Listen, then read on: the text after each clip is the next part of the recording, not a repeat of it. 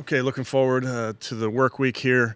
Got a good practice today and then throughout this week, and obviously a great challenge going on the road versus a division opponent. Saw them back in week one, which seems like a very long time ago, but they've changed, we've changed, but looking forward to the challenge of going up against a Cincinnati Bengals attack. We know what that entails. Obviously, good players, good coaches, good scheme, that type of thing. They know us and we know them, so we got a chance to try to even the series and finish strong. So that's where our mindset is, and I'll take any questions you guys got. Do you expect Zack to start at right guard, or are there somebody else sort of in the mix? Certainly could be Zack. We have options there. We're working through all that. I think he played Sunday in his kind of first extended chance here. Yeah, obviously Zack played last season for us, has not played as much this year, but has been working extremely hard, and I'm seeing a lot of that hard work show up in these games. So, I'm bullish on Zack. The injured players, do expect everyone that's healthy to play Sunday? Yes. Is David a candidate to potentially end up on IR before the end of the week? He's still rehabbing that injury. He's expect him back tomorrow, but he can update you guys when appropriate. With Wyatt, Kevin, having put him on IR, just how tough a finish is it for him? He has had a season like that, and it's his last year under contract too. Yeah, disappointed obviously for it to end with an injury for Wyatt. He rehabbed very hard to get back to play in that one, then aggravated that injury early in that game. So that was disappointing for him and for us. Obviously, he's played through a lot of injuries before in the past as well. Has played really good football for us. So, but disappointed that it ended, a week early.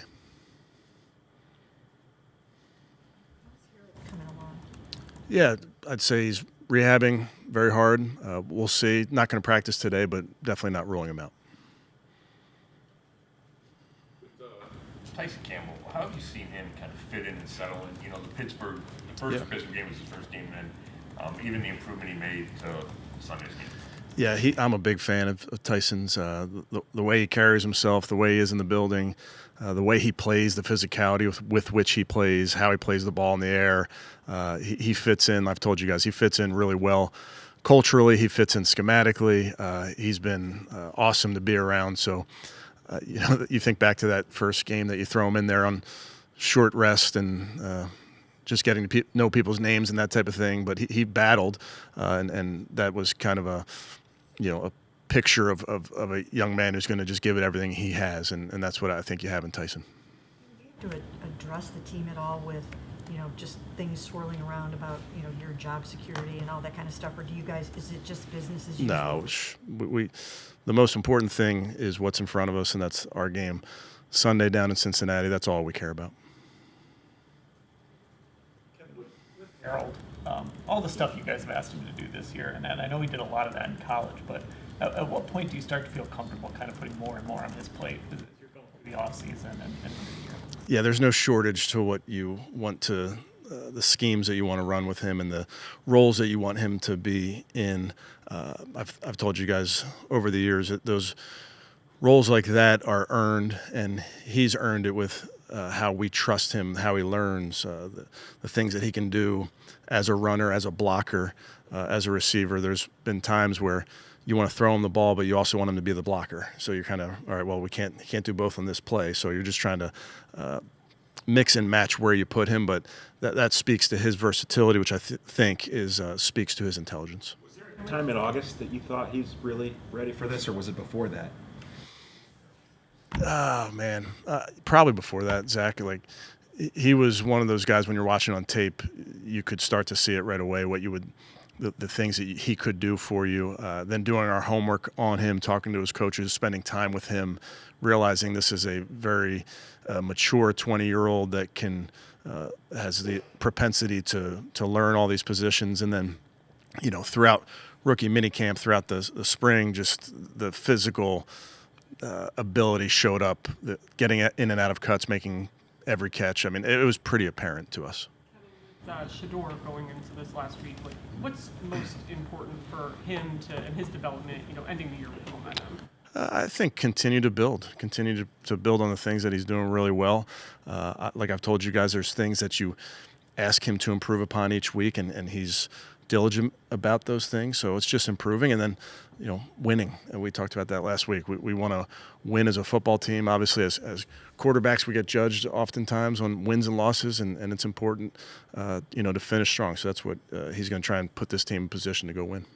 Feel that the 7 games that you will have had by the time all of this is said and done within the 7 starts, is that going to be enough for you guys to really take a good, strong look at this and say, hey, we think we've got something moving forward here? Yeah, I understand the question, Mary Kay, but for me, really, I have the blinders on to the final game here versus Cincinnati, and that's where his focus is as well. What do you like about what you've seen so far to this point? Yeah, the exciting part, like I've told you guys, with Shador and with a lot of the young players is improvement and asking them to improve on this technique or on this thing that has to do with the game, and these guys being conscientious enough to put the work in. So that's the exciting part of young players, is seeing constant improvement. Zack's in a pretty high draft pick. What has kept him off the field? Is it physically from that broken leg? Or? No, he's had players in front of him. A young player that has worked very hard, is ready to go in a moment's notice. Sometimes you need, the opportunity comes for a variety of reasons, and obviously his opportunity is coming here now, potentially at the end of the season, but doesn't mean that we're not working very hard throughout the week with him and all the work that he's put in with Coach Bloom, with Coach Wilkerson on the field. I think it's been a really positive season. While it hasn't necessarily been representative in a lot of reps in the games, I do think it's been a positive season.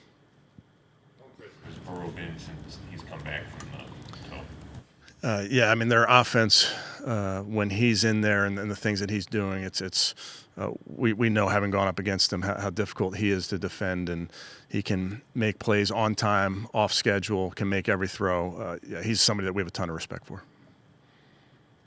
That success against them defensively, what is it about the way the players and the scheme you guys have on defense that allows you to match up as well against that offense? Yeah, it's a huge challenge every week in this league, but certainly when you're going up against Joe Burrow, Jamar Chase, T. Higgins, multiple tight ends. Chase Brown is, I think, a great running back. They have a good rush attack.